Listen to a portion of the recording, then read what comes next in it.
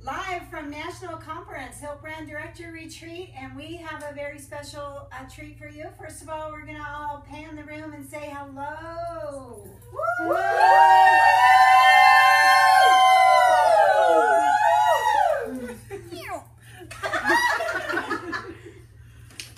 Beauty. And I promise we're going to be checking in from time to time and giving you conference updates, but right now we have a very special treat. We are going to have our top seller, Connie Floor, and our top recruiter, Katie Wood, do a very special interview, and inquiring minds want to know how they have the success that they have.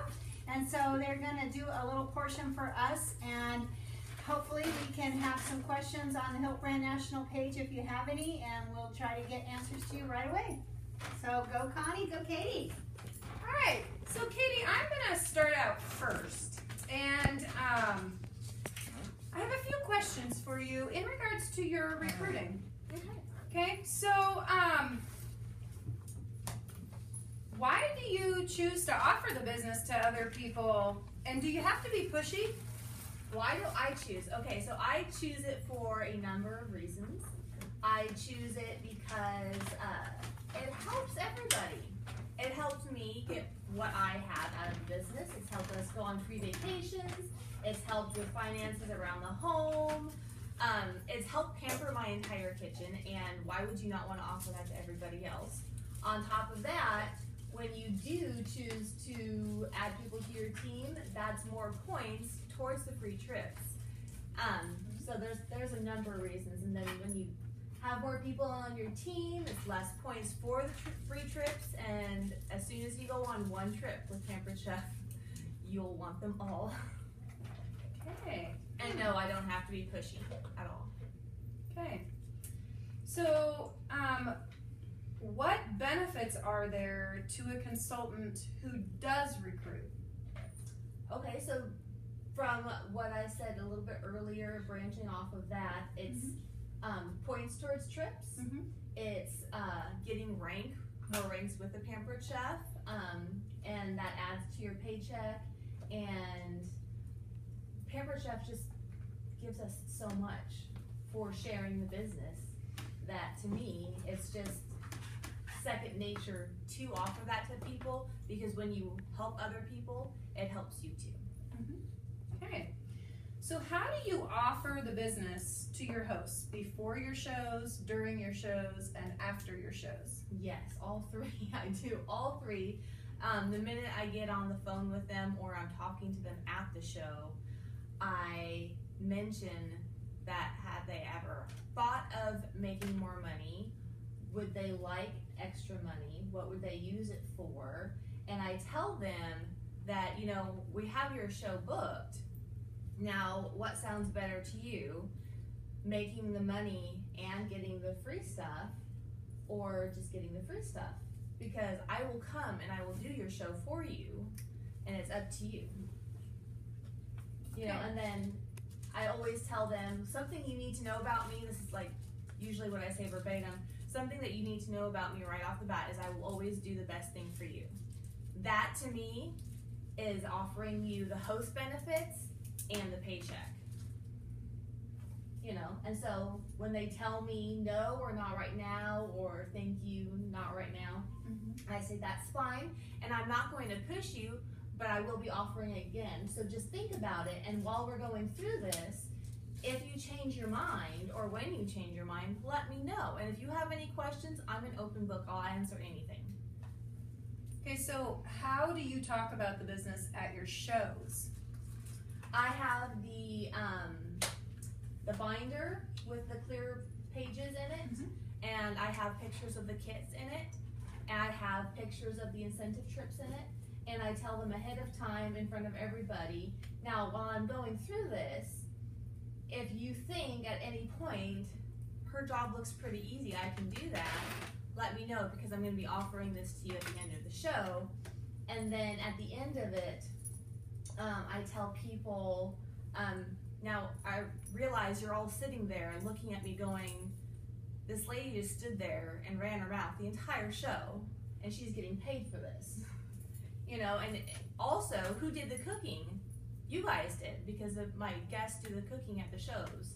So I literally stood here and walked you through how to make a recipe that I make all the time at home, and I got paid for it, and it's a lot of fun.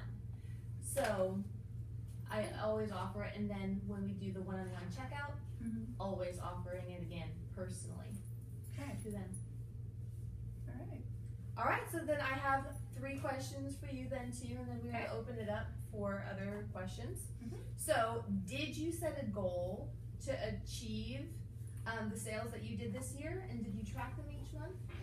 I do. I actually, typically in my planners, I like to write at the start of every month what I sold last year in that month. And my goal, I am very competitive against myself, so my goal is to always do better than I did last year, because you might be a person that's competitive against other people, and that's totally fine, but I'm very much a person that's competitive against myself, because that is my motivation, that's my drive. And writing it in my planner, it's in front of me because I'm in that planner every day. The other aspect is in my bathroom, which my consultants would not see this because I clean the mirror off when people are coming over, but I'll take chapstick and I write on there what my sales goal is as well, because you look in that mirror every day. So I see it. It's right there in front of me. It's the reflection coming back at me. It is my positive reminder. And so the other thing that I like to do is I have a set income that I know that I have to make every month. And so in that aspect of things, that's kind of where my goal is. I know what I don't sell under every month for myself personally. And with Pampered Chef, the other cool thing is when you become an elite seller, you make more percentage off of your sales than you do when you're not an elite seller. And once you're in that, kind of like you were talking about with the incentive trips, once you're an elite seller, you don't want to not have that extra income, 2% income. I'm working smarter, not harder. Right.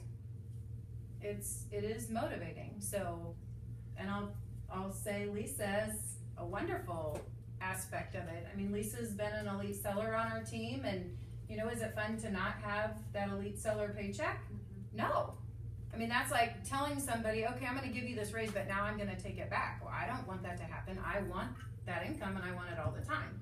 So, and I love it because Pampered Chef is rewarding me. They're giving me that wonderful opportunity every month to get paid for what I'm doing. I feel I'm getting paid what I'm worth.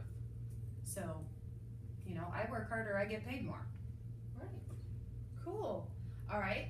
The other question was, what do you think is the key ingredient to consistent high sales? Host coaching.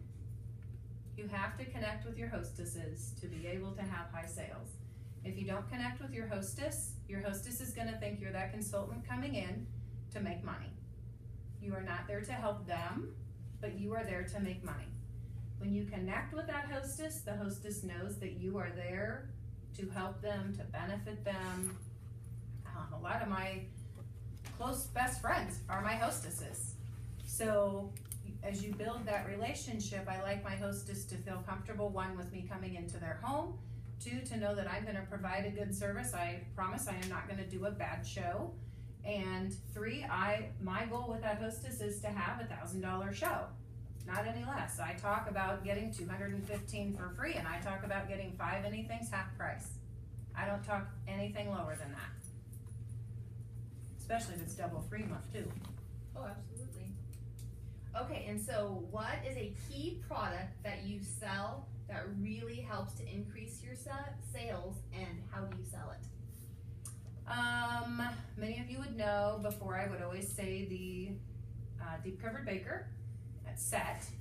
I would tell you now it is the rock crock sets, or the rock crock grill pan and other items to go along with it.